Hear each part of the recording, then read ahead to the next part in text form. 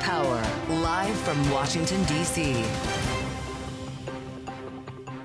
From Bloomberg's Washington, D.C. studios to our TV and radio audiences worldwide, welcome to Balance of Power. I'm Joe Matthew. We begin with the president wrapping up his trip to Davos, launching his Board of Peace initiative today, despite concerns from some key allies. President Trump taking the stage alongside leaders like Argentina's Javier Milei, Hungary's Viktor Orban, and diplomats from the Middle East, former Soviet satellites.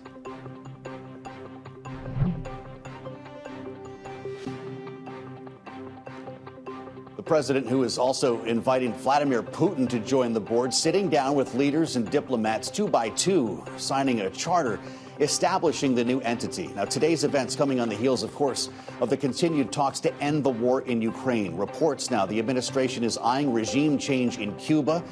And, of course, the aggressive war of words over Greenland. It has been a couple of days. The president posting on social media as he traveled back to the U.S. right now, quote, "It was an incredible time in Davos. The Greenland structure is being worked on and will be amazing for the USA," unquote. Joining us now here in our Washington bureau for a special conversation is former Vice President of the United States, Mike Pence. Mr. Vice President, welcome back to Bloomberg TV and Radio. It's great to see you. Well, thank you, Joe. Thanks for having me I on. hope the new year is starting out well for you. It's been a doozy already when it comes to the news cycle, especially when it comes to geopolitics. And that's where I'd like to start with you, because I believe that you are in favor of what we're seeing in Greenland. I know you had some issues with the approach that the president was taking. I did. Now that we have the framework for a deal, was it worth the cost of upsetting our NATO allies to the extent that he apparently did? Well, it was actually back in 2018 when I was vice president that President Trump first expressed an interest in adding Greenland to the United States, either as a territory or beyond, much in the way we purchased Alaska, much in the way Thomas Jefferson purchased the Louisiana Purchase. And you know, I really do believe, Joe, that there is a national security case to be made. The Arctic has become much more active with regard to military incursions by China and Russia, and having that in a platform permanently for the United States, as well as all the mineral rights, is key. I had concerns, of course, about any suggestion that we would use military force against the territory of a NATO ally. That would be unacceptable. I also had concerns about the president threatening more unilateral tariffs against countries that wouldn't agree with turning Greenland over to the United States. So I like a lot of people over there in Davos, I welcome the announcement of a framework. Sounds like there'll be additional opportunities for a permanent military base as well as mining. And I think that sets into motion a process that could well someday in the future give way to Greenland being a part of the United States as a territory. Sure. I mean, you look at it, the U.S. Virgin Islands were a part of Denmark back in the day. Those were purchased. But to me, this should always have been a process of evolution and not anything more abrupt than that. And so I want to commend the president for finding a way forward and a framework that at least leaves open the opportunity for a future with Greenland and the United States, but also in the immediate term deals with real national security concerns and the ability to do resource development. To the point that we cannot now, is there, again, I know we're still learning what's in the deal because we actually don't have a completed deal, but we have great access to Greenland now, correct? What was it in that first term that you wanted you couldn't get? Well, quite honestly, since 1951, we've had a treaty with Denmark that's allowed us to have a virtually unlimited military placement. We only have about 200 soldiers there today, but we've had up to 10,000 in the past. But in terms of the development of permanent bases, I think the president yesterday used the term, when he was asked about the duration of the agreement, I think he said forever. That's right. I'm not sure the previous treaty fell in that category. Okay. So, if there is a new long-term arrangement that addresses our very real and ongoing security concerns in the region, as well as expands our ability to develop the resources that are there, I welcome that. But I welcome it through negotiation and not the kind of tactics that were being talked about before. I think a lot of our NATO allies were surprised to hear the president suggest that he did not believe they would be there to defend the United States if called upon in an Article 5 violation. You, of course, were in Washington when the only one triggered ever took place on behalf of the United States. And I think we've all heard to the extent to which that the Danes were involved in responding on our behalf. To hear the Secretary General of NATO say it pains him to hear that, you don't believe that our NATO allies would not be there for us in a time of need, do you? Well, history's a teacher. Yeah. I was here in Washington. I was a freshman member of Congress, Joe, on 9/11, and I watched our European allies initiate Article 5 and go to war to defend our country, and they did that. And so I thought it was regrettable the president speculated about Europe's willingness to stand with the NATO alliance and stand with the United States. I have every confidence. This is the greatest alliance in the history of the free world, and my hope is that the progress that they made in reaching an agreement over Greenland suggests that better days are ahead for the United States and our important allies in Europe. Sure, and a lot of American blood and treasure was spent to build that alliance, as we know. Enter the Board of Peace. We just saw some images of President Trump at the signing ceremony earlier today. This is an interesting assembly of world leaders, 20 nations, many of them not considered allies, including Lukashenko, Vladimir Putin. Are these men of peace? Joe, well, let's take a half step back and say I've walked through the communities in Israel that were struck on October the 7th.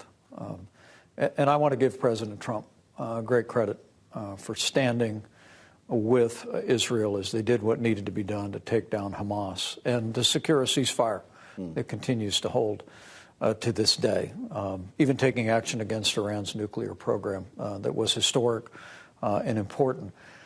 The Board of Peace as a concept for the future of Gaza, I think, is a welcome one. I was disappointed to see the addition of Russia and the presence of other representatives of authoritarian regimes and the absence of European allies on the Board of Peace. Look, we all hope for a future with Gaza that is peaceful and prosperous, and that Hamas is utterly disarmed.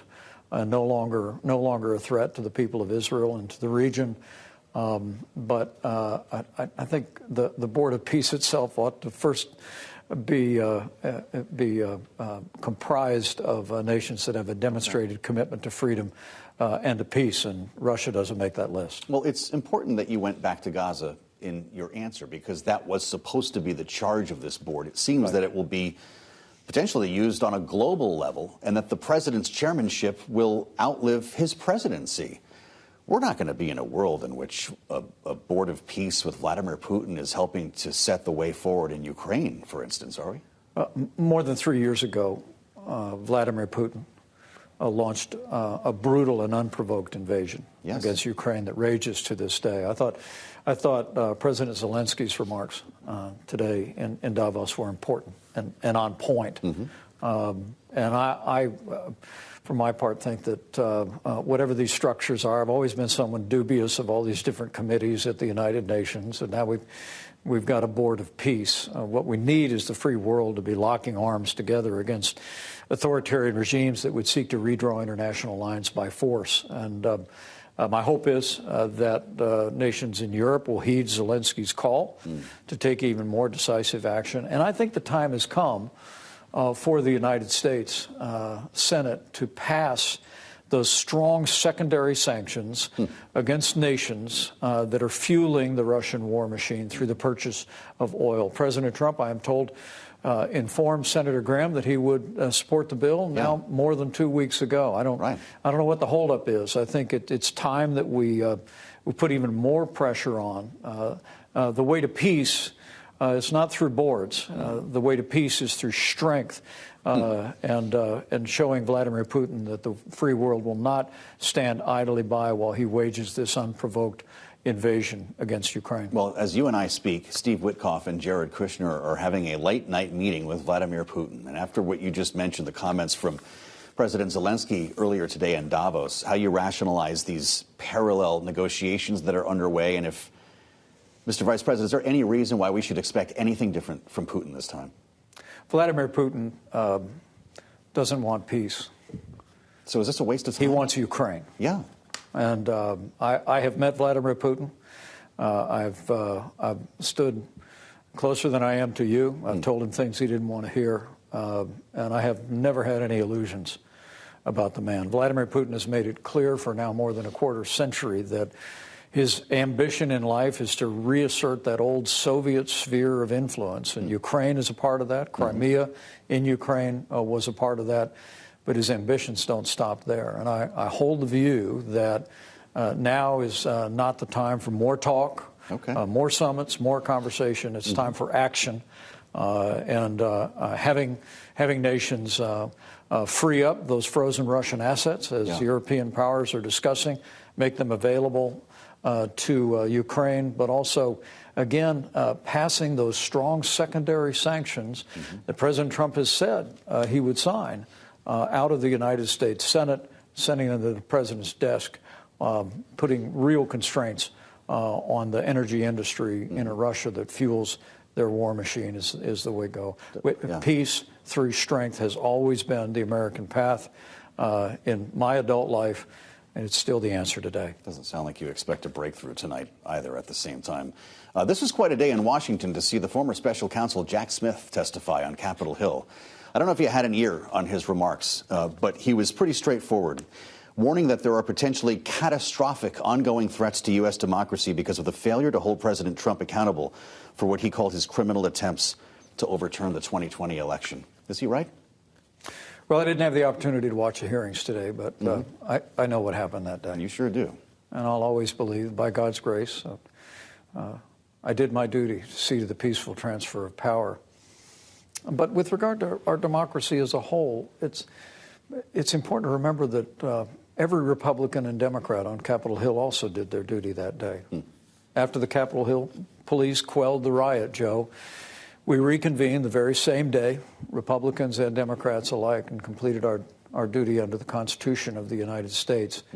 I've said that it's a day of tragedy, but it ultimately became a triumph of freedom because our institutions held, our democracy held, and I have great confidence about the future of this country and the future of democracy as a result. The president says he wants his Attorney General Pam Bondi to file charges against Jack Smith. Would that be a disservice to the nation? You know, I honestly think that one of the reasons President Trump returned to the White House was because of the overt weaponization that took place at the state level and at the federal level around the country of the criminal justice system. And I would rather see this administration end that practice and pull back from the breach of embracing the very type of weaponization that the president endured for those years. Look, as I said, I think the American people know what happened that day. History will be the judge of all of us in the events of that day. But I have great peace that we did our duty, and I trust myself and our service to the judgment of history. You know what I haven't brought up yet in this entire lengthy conversation is the word affordability, which I think the administration wants me to talk about. This is the issue of the moment that might drive voters' decisions in the midterm elections. The president got to this a bit in Davos yesterday. But consider some of the ideas that we've heard. Capping interest rates on credit cards, banning institutional buyers from the housing market, price controls. These are pages out of Elizabeth Warren's book. But they're coming from this administration. Is this a conservative White House? Well, those are not conservative policies. And the organization I created when I left the White House, Advancing American Freedom Foundation, has been making the case that while the Trump-Pence years were defined by conservative policies at home and abroad, especially economic policies, that things are different now. I mean, the very idea that we would be imposing price controls on credit card companies, when, Joe, you and I, and your viewers know, that would simply limit the access of credit to middle and lower income Americans. The price controls also on pharmaceutical companies here in the home of the greatest research and development of medicines on earth. But I think the largest number and the best way to address affordability, if you will, is to end this Liberation Day season of unilateral tariffs against friend and foe alike. I hold the view that the president's use of that authority is constitutionally questionable. I'm hopeful the Supreme Court will overturn the president's use of the tariff authority under the emergency statute. But there's no question when you look at the numbers that Bloomberg does better than anybody else in this economy. What's clear is that after 6 months of these tariffs imposed on some of America's leading trading partners, that American businesses and American consumers are paying American tariffs. We see the negative impact on jobs. We see the inflation, although they boast that it's not as bad as it used to be. The fact is that the reason why affordability has made its way into the political conversation is because the American people see it at the grocery store, and they're feeling it as consumers. And so I think ending this season of government intervention, whether it be tariffs, which are taxes at the border, whether it be price controls, whether it be nationalization of businesses around the country. Now 13 different businesses have been subject to nationalization steps by this administration. Let's get back to freedom. Let's get back to free markets. And I promise our group and I personally am going to continue to be a voice for the principles that have always made America free and prosperous. Well, stay in touch with us on your work at the AAF. It's great to have you back with us in our studios in Washington. The former Vice President of the United States, Mike Pence, great to have you here on Balance of Power. Following the easing of geopolitical tensions and the solid economic data we saw this morning, stocks continued the push higher. Fortunes are reversing, though, for Intel after the bell on some disappointment over the company's forecast for the current quarter. Supply shortages making it difficult for the chipmaker to meet demand. For all the details, we turn now to Power Moves with Bloomberg's Romaine Bostick, who joins us live from World Headquarters in New York. Romaine? Yeah, Joe, if the market moves on Tuesday and Wednesday were all about geopolitics, today was kind of a return to economic and corporate fundamentals. You had a strong GDP report this morning for the third quarter, strong consumer spending numbers for the month of November. Backward looking to be sure, but it gave the market enough confidence that the foundations in this market are still solid. You saw that reflected in a move back into some of those higher valuation tech stocks, names like Meta, Microsoft, Amazon, getting strong bids in the cash session on the day. So too did Tesla, which actually had its best day since just before Thanksgiving of last year. That was partly based on news here that autonomous robo-taxi program it's been trying to roll out in Texas does appear to be making progress. But I want you to keep a close eye on Intel. This had become a darling of a stock, of course, going back to the government taking a 10% investment in it at the end of last summer, a big bet on a turnaround. For remember, this is the only U.S.-based manufacturer of those high-end chips. The stock had rallied about 60% the last 2 months, but they reported earnings just about an hour or so ago, Joe, and the turnaround is going to take a lot longer. Revenue in the quarter that just passed, down 4%. The guidance that they gave for the current quarter they were in, well, that's also going to be down roughly about 1% if those revenue projections come in around that line. And the CEO now speaking on the company's conference call, talking about this idea that getting that foundry business up, a key component of why the Trump administration invested in this company, that's going to take quite some time. We caught up with Jay Goldberg over at Matt Bryson over at Wedbush, earlier today on Bloomberg Television. He said that's probably not even going to materialize until the end of this decade, best case scenario. Wow, Romaine. We got pretty big news on a major bank today. J.P. Morgan Chase being sued by President Trump for $5 billion. This is one of the big stories of the day here. Not just J.P. Morgan Chase, but Jamie Dimon. Stock still finished higher. Is the market not worried about this? Yeah, they kind of shrugged it off. J.P. Morgan was up about 0.5% on the day here. Bank of America, which I think a lot of people are also focused on a little bit more, too. There's no formal lawsuit against them, but there's been some speculation that they could become a target. That was up about 0.7%. Look, all we know at this point right now, Joe, this is basically a personal grievance that the president has with some of these banks about, in his words, being debanked.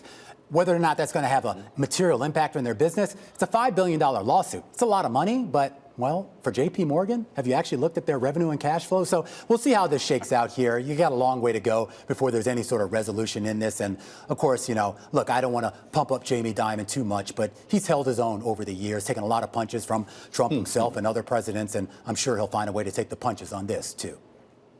That's got to be right. Just take a look at that new building a couple blocks down from here, Romaine. See how worried everybody is. My coworkers over there right now having dinner there. Fantastic. Yeah, Thank sure. you, Romaine. You didn't need to know that, but there you go. Coming up, Well, this is how I learn everything on this program. We'll get analysis and reaction to my conversation with Mike Pence, the former vice president, with Bloomberg opinion columnist Nia-Malika Henderson. That's next on Balance of Power on Bloomberg TV and radio.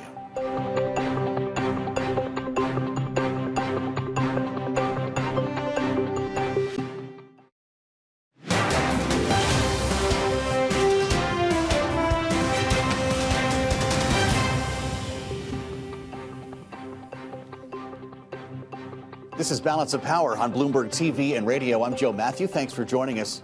As President Trump was in Davos this morning, he blasted the New York Times after a new Times Siena poll marking 1 year into Trump's second term showed his ratings tanking. The poll showing 56% of the public disapproving of his job as president across every issue except for immigration, where half, 50%, approve of the job he's doing. Trump referred to the poll as fake results. Joining us now with her perspective to this and much of what we just heard from former Vice President Mike Pence is Bloomberg opinion columnist Nia-Malika Henderson. It's great to see you. Nia, of course, the president on the plane back from Davos. What does he have to show for it when you consider numbers like this and worries about affordability? Did he help himself on this journey? No, I don't think he helped himself. And one of the things you hear, you look at the polls and you hear from Americans that they feel like he's focused too much on foreign policy.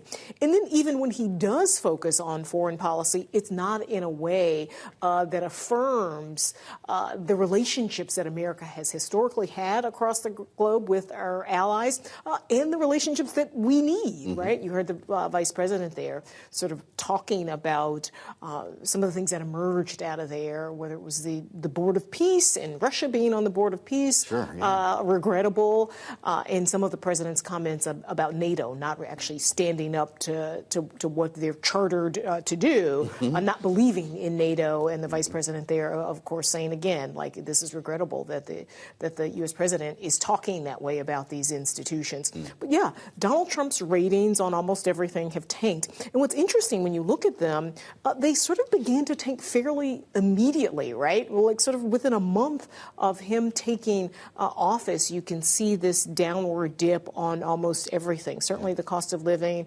foreign policy, and immigration. That was one of his strong points. He seems to be doing better on that than anything else, but certainly not as good as he was when he came into office. And listen, it's because of what we're seeing out of these cities, particularly Minneapolis. Yeah, we saw J.D. Vance there today. Yeah. It's not lost on us that he was there to deliver a message of affordability, but of course he spoke about ICE enforcement. This has been something that's been reanimated on Capitol Hill when it comes to DHS funding. There's an important vote tonight. Are Democrats able to take a stand here on ICE training, on body cams? Does anything change?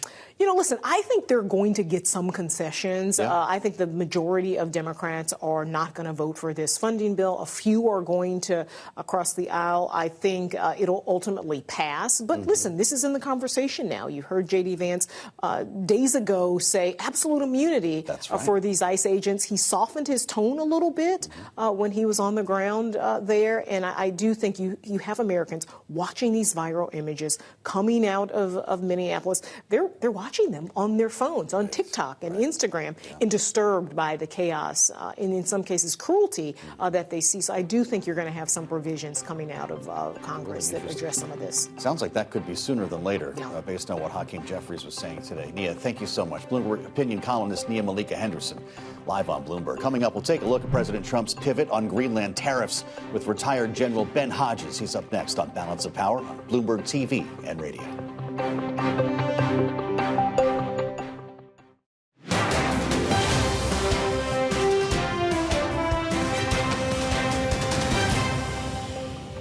This week, the Republican focus has been on Greenland, Jack Smith, and Bill and Hillary Clinton. That's their focus this week.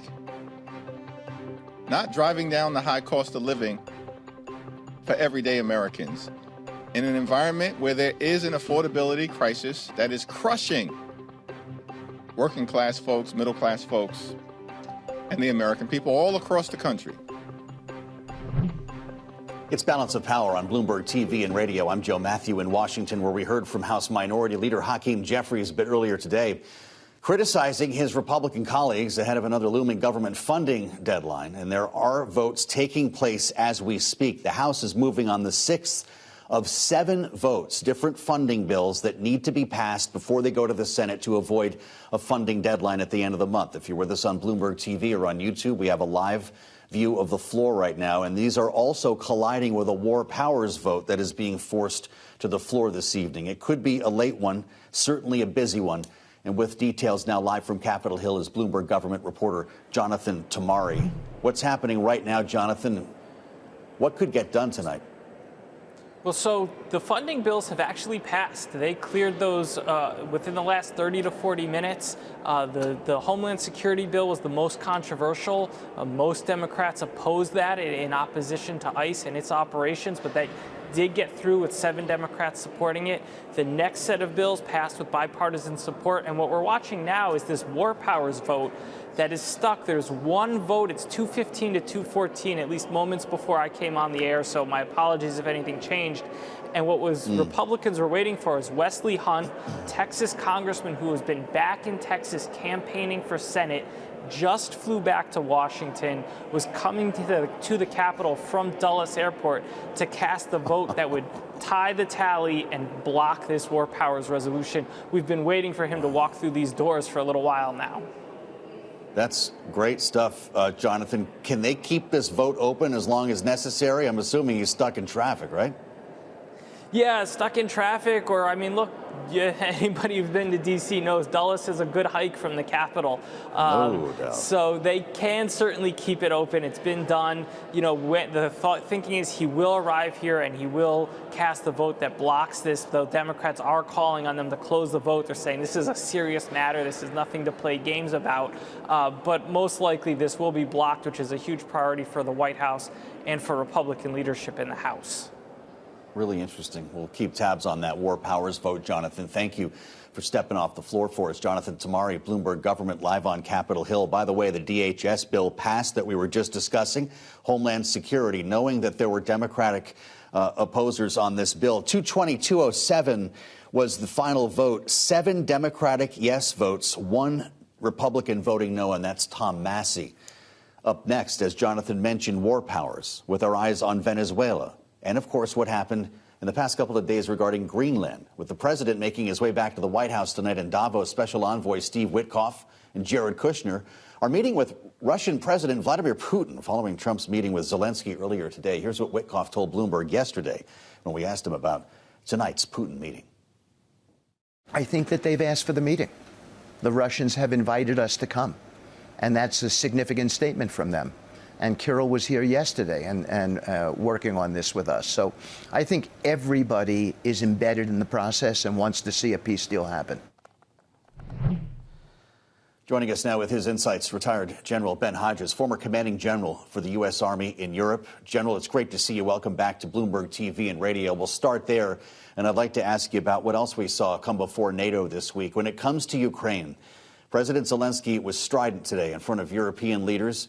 We know that, as we just mentioned, Vladimir Putin is getting his own session once again with Kushner and Witkoff. Is anything different this time? No, nothing is different. And I'm sorry for Mr. Witkoff. He continues to fail to understand or care about the origin of this war. He cannot bring himself to say that Putin is the aggressor here.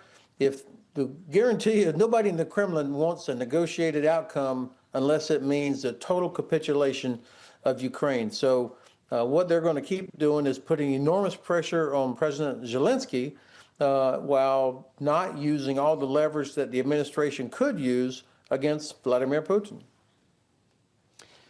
Well, this is an interesting moment because, of course, we're having this conversation with thousands of people who have no power in Ukraine, thanks to the onslaught from Russia, and he's again using the cold as a weapon. If nothing comes from these meetings, General, what's the next move, if anything, other than secondary sanctions? Well, the fact that the Russians are bombing the hell out of Ukraine's power grid in the middle of winter tells you all you need to know about whether or not they really are interested in any sort of a peaceful settlement that is just and sustainable.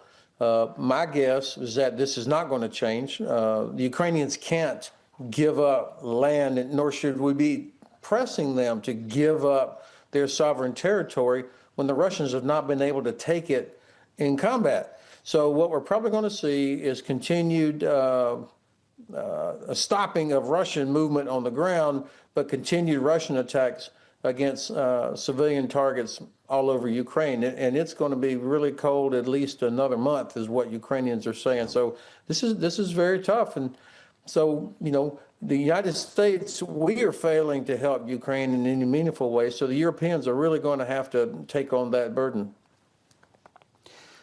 I talked to the former Vice President Mike Pence a short time ago about the veracity of NATO, and this is something I know that hits very close to home.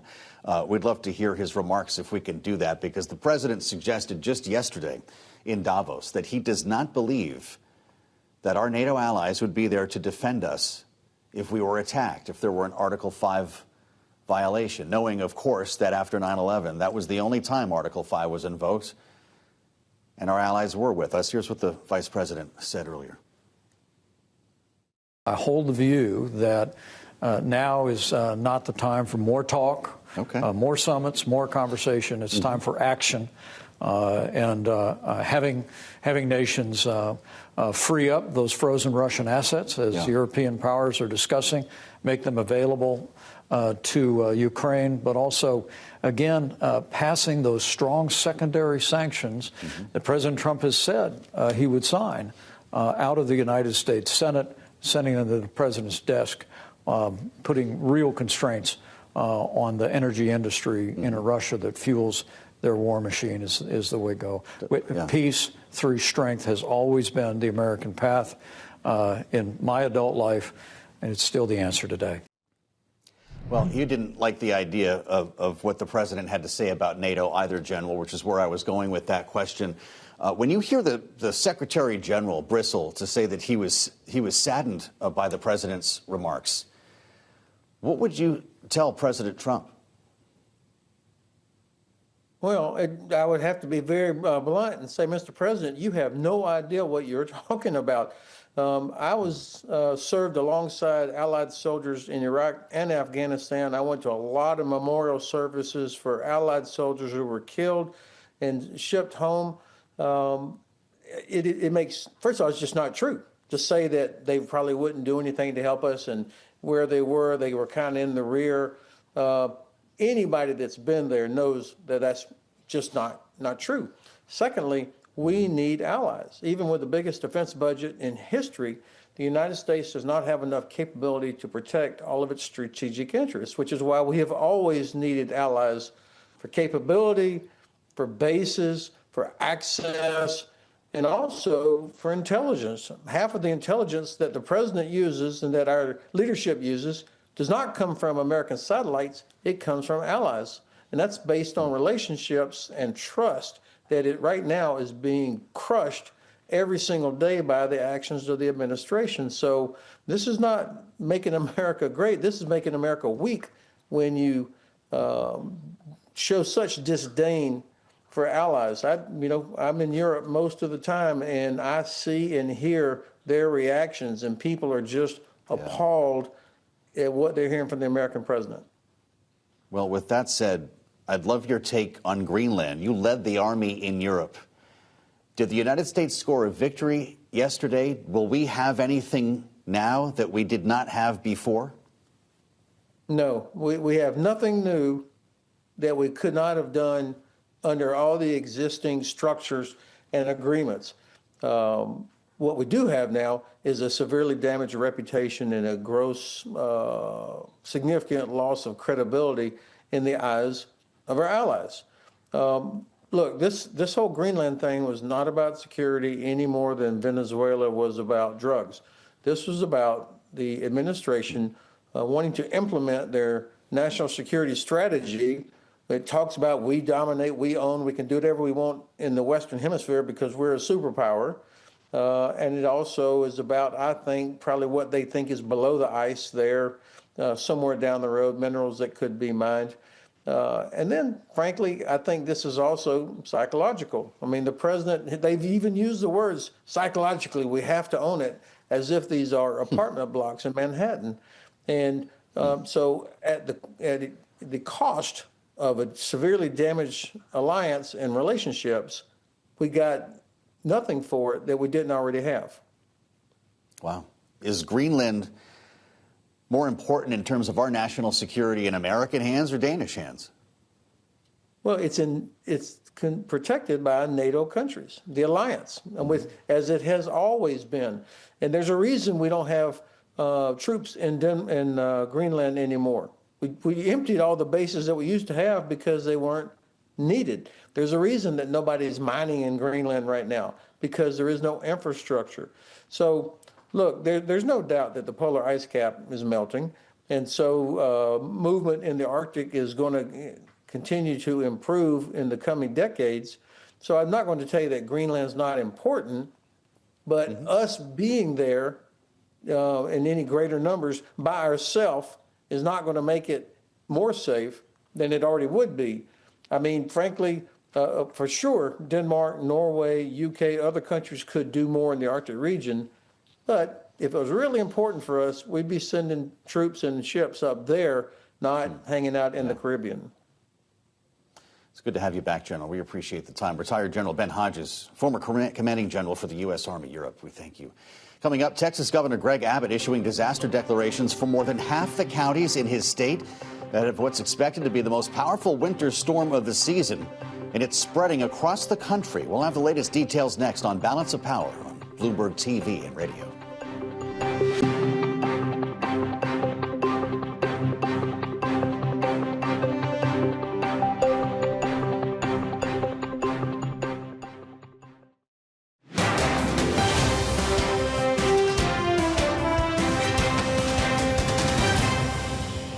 Because of the severity of this storm, right now I am making a disaster declaration covering 134 counties across the state of Texas to make sure that every possible resource can be made available to them so they can respond quicker, faster, and better. Don't begin getting prepared late tomorrow or think you can get around doing it on Saturday.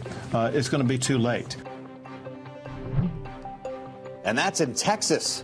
This is Balance of Power on Bloomberg TV and radio. I'm Joe Matthew. Texas Governor Greg Abbott there speaking this morning as he issued disaster declarations for more than 130 counties in his state ahead of what's expected to be the biggest winter storm of the season.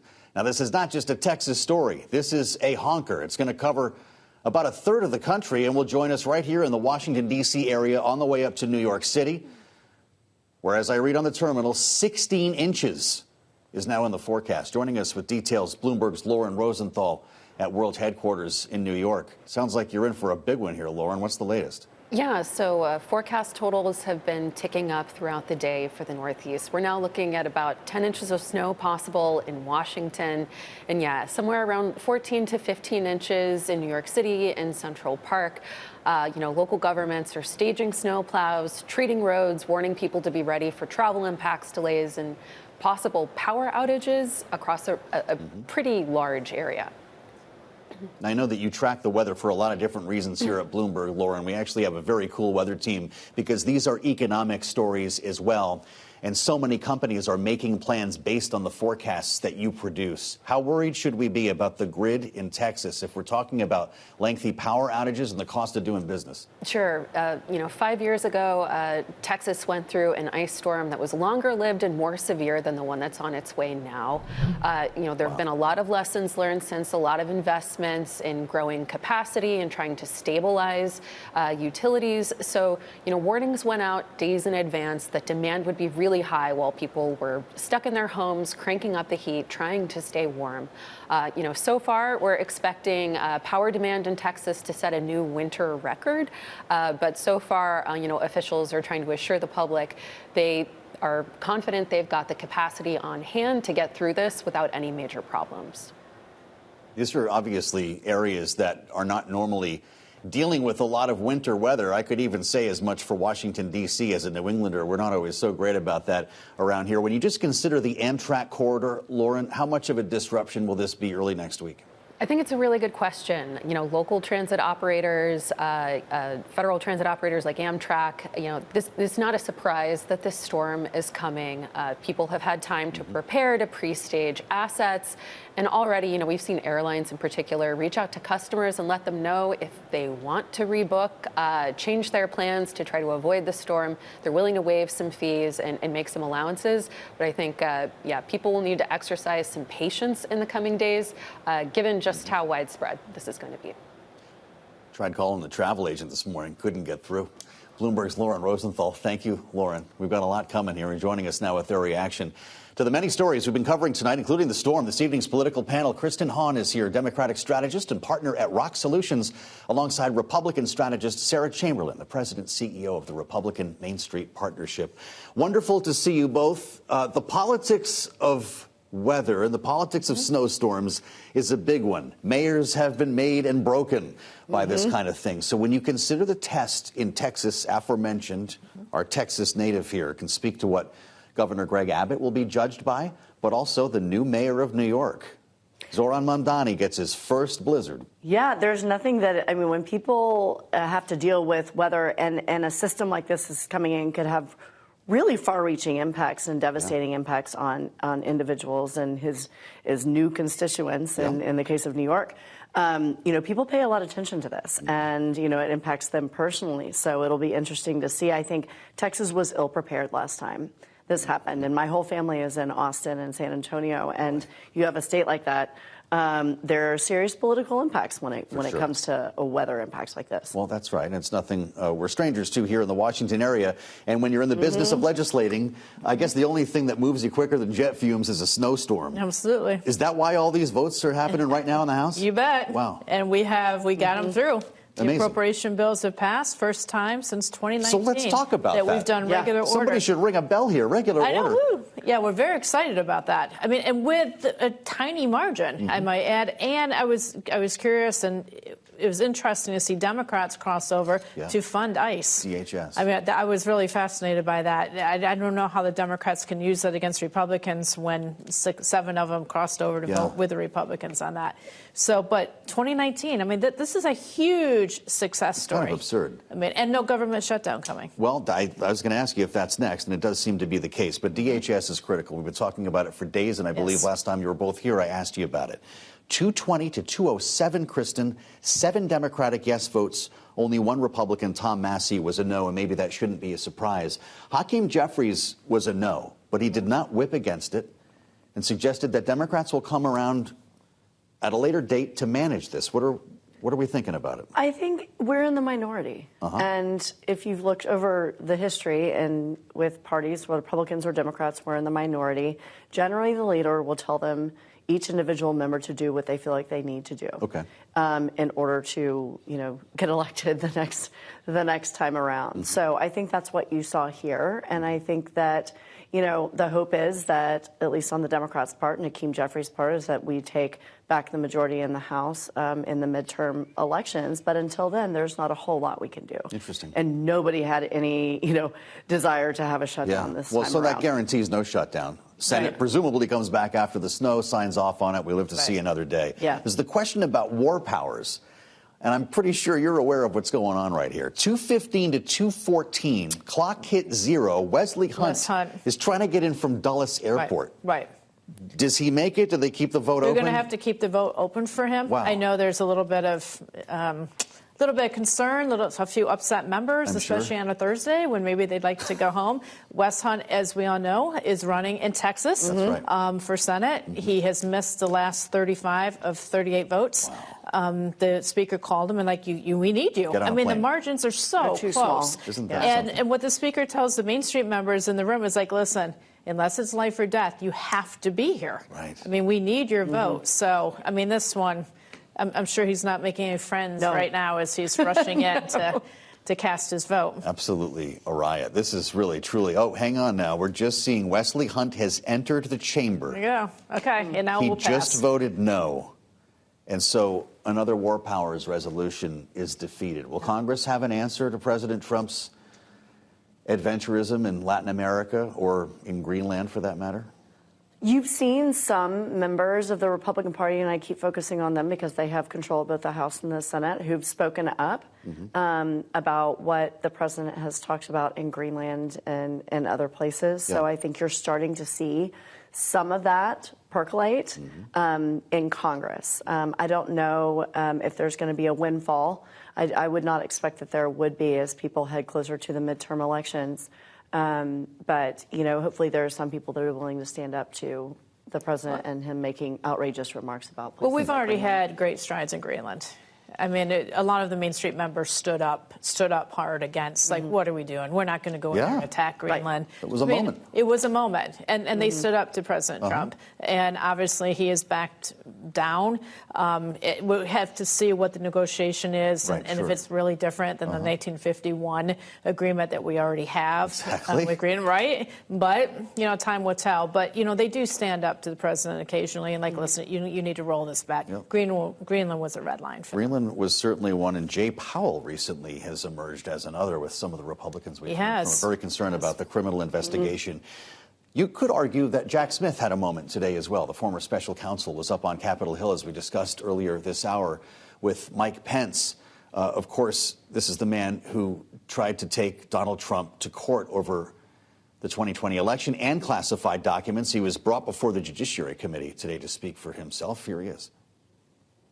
Our investigation revealed that Donald Trump was not looking for honest answers about whether there was fraud in the election. He was looking for ways to stay in power.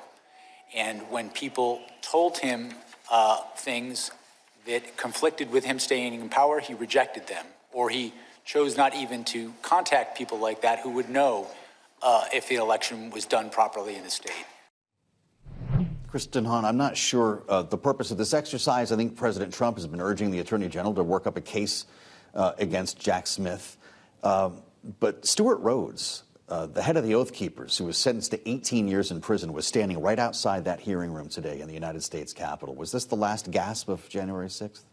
It really surprises me that the Republicans actually wanted to have this hearing. I think you've got Jack Smith, who's an experienced individual who's had a lot of different experience in the federal government and has been very clear about the fact that he is not motivated by one political party or the other. So I'm not sure what was accomplished today, but I guess it is the last gasp. I mean, he testified behind closed doors and wanted to speak out in public. But I think, you know, a lot of people want to move on. Well, it seems like the country in many ways is. Kristen, thank you. Kristen Hahn and Sarah Chamberlain, always an honest conversation. Thank you for a great panel. And check out the Washington Edition newsletter on the terminal and online to follow up on everything the president says he accomplished in Davos. And we'll meet you back here tomorrow. Snow's coming, and we'll have the latest on Balance of Power here on Bloomberg TV and radio.